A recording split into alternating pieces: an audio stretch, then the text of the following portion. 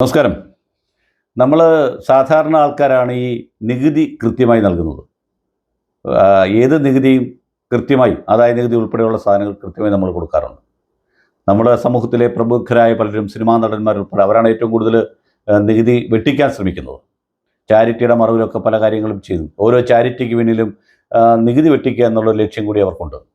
പറഞ്ഞാൽ എന്താണെന്ന് ചോദിച്ചാൽ, പക്ഷേ അതൊക്കെ കാലങ്ങളായി നടന്നു വരുന്നൊരു കാര്യമാണ്. പക്ഷേ കഴിഞ്ഞ കുറേ നാളുകളായിട്ട് 2013 എൻഫോഴ്സ്മെൻറ്റ് ഡയറക്ടറേറ്റ് നിലവിൽ വന്നതെന്നാണ് ഞാൻ മനസ്സിലാക്കുന്നത്. എൻ്റെ ഓർമ്മ അങ്ങനെയാണ്. അതിനൊരു ഉദ്ദേശ ലക്ഷ്യമുണ്ടായിരുന്നു. അതിനുശേഷം CBI പണ്ടുതൊട്ട് നമ്മുടെ നാട്ടിലുണ്ട്. അപ്പോൾ ഈ രണ്ട് ഏജൻസികളെയും നമ്മുടെ ഇന്ത്യയിൽ, അതായത് സെൻട്രൽ ഗവൺമെൻറ് കൺട്രോൾ വരുന്ന ഈ രണ്ട് ഏജൻസികളെയും നമ്മുടെ ഇടയിൽ, നമ്മുടെ നാട്ടിൽ കഴിഞ്ഞ കുറേ വർഷങ്ങളായിട്ട്, ഒരു 10-15 വർഷമായിട്ട് എന്തിനാണ് ഉപയോഗിക്കുന്നത് നിങ്ങളൊന്ന് ചിന്തിച്ച് നോക്കാം. ഞാൻ ആരുടെയും അച്ചാരം വാങ്ങിയിട്ടോ ആരുടെ കയ്യിൽ നിന്നൊന്ന് പ്രതിഫലം വാങ്ങിയിട്ടല്ല ഈ വീഡിയോ ചെയ്യുന്നതെന്ന് പറയട്ടെ. കാരണം എമ്പുരാൻ എന്ന് പറയുന്ന സിനിമ വന്നു. എമ്പുരാൻ പറഞ്ഞ കുറേ സത്യങ്ങളുണ്ട്. അതെല്ലാ പാർട്ടിക്കാർക്കും ആരെന്ത് വിചാരിക്കുന്നോ അവർക്ക് അതാണെന്ന് തോന്നുമായിരുന്നു. അതാണല്ലോ ഒരു കഥയുടെ അല്ലെ കഥാമൂല്യം എന്ന് പറയുന്നത്. അത് ഞാനാണോ എന്ന് തോന്നിപ്പോകുന്നൊരവസ്ഥയിലാണല്ലോ. എന്തായാലും സത്യത്തിൻ്റെ നേരെ ക്യാമറ വെച്ചിട്ടുള്ള ഒരു പരിപാടിയായിരുന്നു എമ്പുരാൻ നടത്തിയത്. എമ്പുരാൻ സിനിമ അതിൻ്റെ നിർമ്മാണത്തിലിരിക്കുമ്പോൾ സാമ്പത്തികമായി അത് മുമ്പോട്ട് കൊണ്ടുപോകാൻ സാധിക്കാതെ വന്നപ്പോൾ മലയാളത്തിൻ്റെ നടൻ മോഹൻലാൽ നമ്മുടെ ഗോകുലം ഗ്രൂപ്പിനെ സമീപിക്കുകയും അവരതിനകത്ത് ഫണ്ട് ചെയ്യുകയും ചെയ്തു.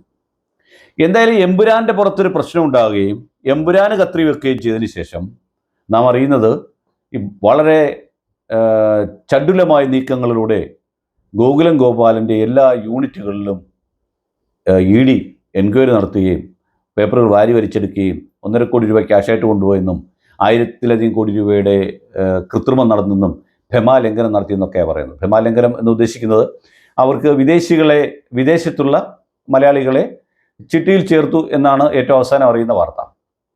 എന്തായിരുന്നാലും ഗോകുലം ഗോപാലിനെ ഈ മലയാളത്തിലെ 2 ചാനലുകൾ അദ്ദേഹത്തിൻ്റെ കയ്യിലുണ്ട് എന്നാണ് എൻ്റെ അറിവ്. അത്രയൊക്കെയുള്ള ആ മനുഷ്യനെ എറണാകുളത്തു നിന്ന് EDയുടെ ഉദ്യോഗസ്ഥന്മാർ അറസ്റ്റ് ചെയ്ത് തന്നെയാണ് ചെന്നൈയിലേക്ക് കൊണ്ടുപോയത്. അല്ലാതെ കൂട്ടിന് വിളിച്ചുകൊണ്ട് പോകുന്നതല്ല ചെയ്തത്. അങ്ങനെ വിളിച്ചുകൊണ്ട് പോയി അവിടെയും ചോദ്യം ചെയ്തു. അദ്ദേഹം എങ്ങനെ പിടിച്ചു നിന്നു എന്നൊന്നും നമുക്ക് പുറത്തു വരുന്ന വാർത്തയല്ല. അടുത്തതായിട്ട് അറിയുന്നത് എമ്പുരാൻ്റെ സംവിധായകനും നടനുമൊക്കെയായ പൃഥ്വിരാജിനും ആദായ നികുതിക്കാർ നോട്ടീസ് നൽകിയിരിക്കുന്നു എന്നുള്ളതാണ്. എമ്പുരാൻ്റെ സിനിമ എടുത്തതിൻ്റെ പേരിൽ ഒരു മനുഷ്യനും അതിന് തിരക്കഥയോടൊപ്പം അത് സംവിധാനം ചെയ്യുകയും അഭിനയിക്കുകയും ചെയ്തതിൽ പൃഥ്വിരാജും ഇന്ന് 2 ഏജൻസികളുടെ കയ്യിൽ പിടിയിലാണ്. നാം ഓർക്കേണ്ടത്, നമ്മുടെ സംസ്ഥാനങ്ങളിലെ ഭരണം മൊത്തം പിടിച്ചു മാറ്റുന്നതിന്, തങ്ങളിലേക്ക് അടുപ്പിക്കുന്നതിന് അഴിമതി നടത്തി പണം കൊണ്ടുണ്ടാക്കിയെടുത്ത രാഷ്ട്രീയക്കാരെ EDയെയും CBIയെയും കാണിച്ച് ഭീഷണിപ്പെടുത്തി നമ്മുടെ രാജ്യത്തെ മിക്ക സംസ്ഥാനങ്ങളുടെയും ഭരണം ഒരു പാർട്ടി അവരുടെ കയ്യിലൊതുക്കി. 2014 ശേഷം ഇന്ത്യയിൽ ED പിടിച്ച കേസുകൾ 1% പോലും കേസുകൾ ശിക്ഷിക്കപ്പെട്ടിട്ടില്ല എന്ന് സത്യം. അതായത് വലിയൊരു കള്ളുകുടിയൻ കഞ്ചാവ് കുടിക്കുന്നവൻ്റെ അടുത്തേക്ക് ചെന്ന് കഴിഞ്ഞാൽ അവൻ മദ്യത്തിനും മയക്കുമരുന്നിനും അടിമയല്ല എന്ന് പറയുന്ന പോലെ, വലിയ കുഴൽപ്പണക്കാരനും കുറ്റവാളിയായവനും അതിസമ്പന്നനും അഴിമതി നടത്തിയവനുമായ വ്യക്തി തൻ്റെ പാർട്ടിയിൽ, തങ്ങളുടെ പാർട്ടിയിലേക്ക് വന്നാൽ, മെമ്പർഷിപ്പ് എടുത്താൽ അവരെ ശുദ്ധീകരണം ചെയ്യുവാനുള്ള ഒരു കലശക്കുടമാണ് ED എന്ന് പറയേണ്ടിയിരിക്കുന്നു. ശരിക്കും എൻഫോഴ്സ്മെൻറ്റ് ഡയറക്ടറേറ്റ് കാര്യമായി അവരുടേതായ രീതിയിൽ പ്രവർത്തിക്കുവാനും നിയമപരമായി ചെയ്യുവാനും വിട്ടിരുന്നുവെങ്കിൽ 2013 ശേഷം ഈ രാജ്യത്തുണ്ടായിട്ടുള്ള കള്ളപ്പണങ്ങളോ അല്ലെ കള്ളപ്പണത്തിൻ്റെ കണക്കുകളോ പിടിച്ചെടുക്കാൻ സാധിക്കുമായിരുന്നു. അപ്പോൾ ED എന്ന് പറയുന്ന മർദ്ദന മുറയുള്ള ഒരു സാധനമാക്കി മാത്രം മാറ്റി എന്നുള്ളതാണ് സത്യം. നമുക്ക് കലാസൃഷ്ടി നടത്തുന്നത് എല്ലാ കഥകളുടെയും മൂല തന്തു എന്ന് പറയുന്ന ഒരു സംഭവമായിരിക്കും.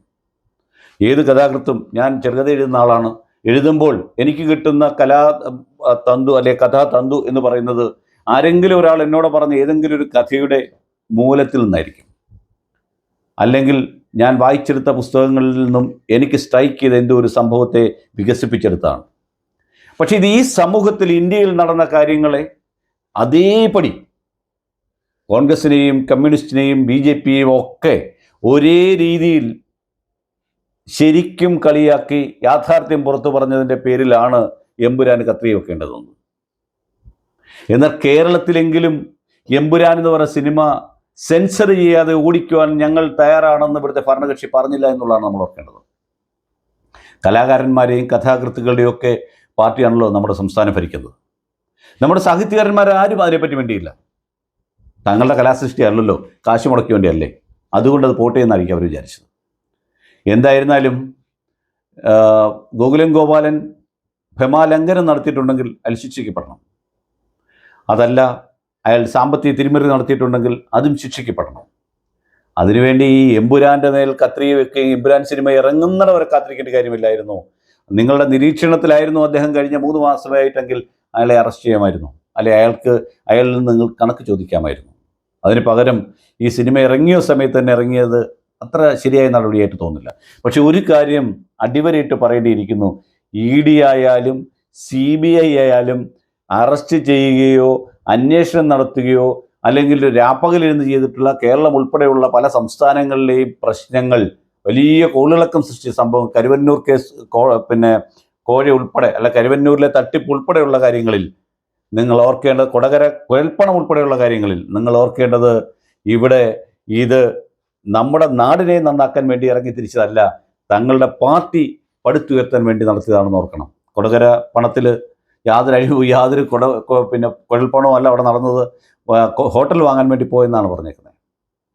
ചില സമുദായ നേതാക്കന്മാരും രാഷ്ട്രീയ നേതാക്കന്മാരും ഒക്കെ പല പാർട്ടികൾ ഭരിക്കുന്നവരെയൊക്കെ സപ്പോർട്ട് ചെയ്ത് നിൽക്കുന്നതിൻ്റെ കാരണം ഇപ്പോൾ എല്ലാവർക്കും മനസ്സിലായി തോന്നുന്നു അല്ലേ? ഒരുപക്ഷെ ഈ ഇദ്ദേഹത്തിൻ്റെ ഗോകുലൻ ഗോപാലൻ്റെ ഇപ്പോഴത്തെ ഈ അദ്ദേഹത്തിനെതിരെ എൻക്വയറിക്ക് പിന്നിൽ SNDP യോഗം ജനറൽ സെക്രട്ടറിയുടെ കരങ്ങളുണ്ടോ എന്ന് സംശയിക്കേണ്ടിയിരിക്കുന്നു. നമ്മൾ ഓരോ കാര്യങ്ങളെയും അതിൻ്റേതായ ഒരു വിശകലനം ചെയ്യുമ്പോൾ നമുക്കതിൻ്റെ കൃത്യമായൊരു ഉത്തരം കിട്ടും. ആ ഉത്തരത്തിന് വേണ്ടിയുള്ള ശ്രമമാണ് നാം ഇത്തരം കാര്യങ്ങൾ കണ്ടെത്തേണ്ടത്. ഒരു രാഷ്ട്രീയക്കാരനെയും നമ്മൾ കണ്ണടച്ച് വിശ്വസിക്കാൻ പാടില്ല. കാരണം ഇവരുടെ ഒന്നും കൈകൾ ശുദ്ധമല്ല. വെറുതെ വിളിച്ചു പറയും എൻ്റെ കൈകൾ ശുദ്ധമാണ് എന്ന്. കൈകൾ ശുദ്ധമാണെന്ന് പറഞ്ഞിട്ട് കാര്യമൊന്നുമില്ല. ആ പറച്ചിൽ മാത്രമേ ഉള്ളൂ എന്ന് ഓർത്തുകൊണ്ട് വേണം നാം ഇനിയുള്ള കാലം നമ്മളെ ഭരിക്കാനുള്ളവരെ തിരഞ്ഞെടുക്കുവാൻ. എന്തായാലും നമ്മുടെ എല്ലാ അന്വേഷണ ഏജൻസികളും ഭരണകക്ഷിക്കുള്ള മർദ്ദന ഉപാധികളാണ്, അവർക്കുള്ള ഉപകരണങ്ങളാണ് എന്ന് മാത്രം ഓർമ്മപ്പെടുത്തുന്നു. നന്ദി, നമസ്കാരം.